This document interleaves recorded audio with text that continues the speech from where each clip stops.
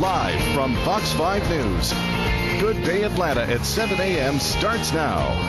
Cheryl, thanks. The downsides of diets is that a lot of them just don't work. We get bored, we get hungry, or we get derailed by this thing called life, which sends us right back to our old habits. But how do some dieters break through all of that? Well, researchers think they may have some answers. And the Fox Medical Team's Beth Galvin is here with more. Good morning, Beth. Good morning, Buck and Gavir. And I think what researchers are finding is so fascinating because it's showing that weight loss isn't about eating this food or avoiding that food. It's about the little things that you do every day that can make or break you. And they're things that you can control, like whether or not you're eating breakfast. You get judged. You get judged that you're lazy. You get judged that you don't have any discipline, that you don't have any willpower.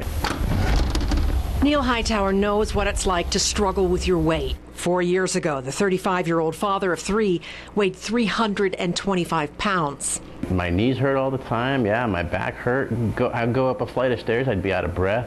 Neil needed to learn not just how to get thin, but how to be thin. So I said to myself, what could you do?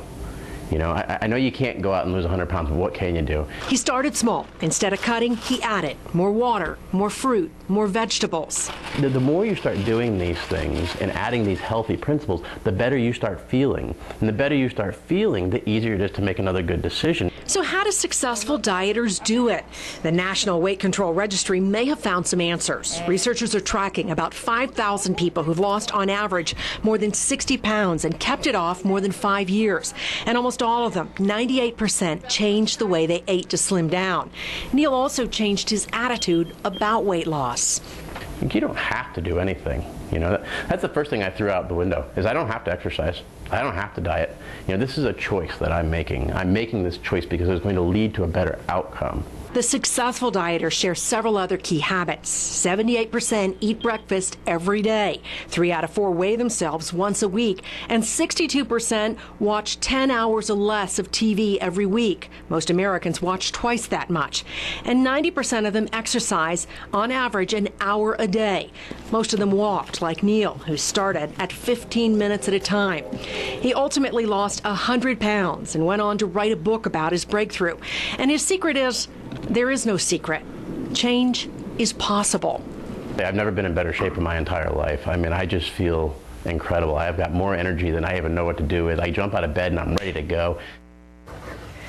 And Neil weighed in once a week. He still does. And he also started writing down what he was eating. And that made him more aware of what he was eating during the day, how much he was eating, and why he was eating.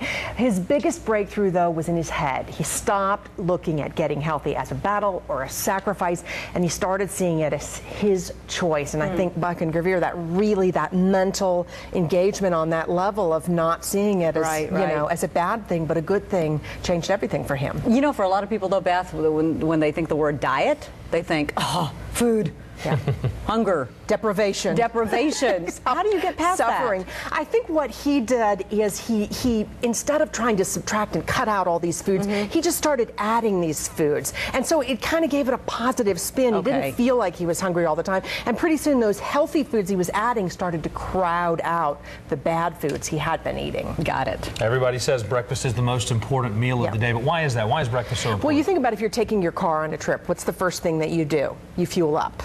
That's what you're doing with your body at breakfast. You're fueling up. And if you're not eating a breakfast, you're not getting off to a good start nutritionally. Your body doesn't have the energy that it needs, so it starts storing those calories as fat. Anything you get goes right into the fat category. Breakfast is critical. Almost all people who've succeeded eat breakfast. Good to know. Beth, thanks so much. Thanks, Beth. Appreciate it.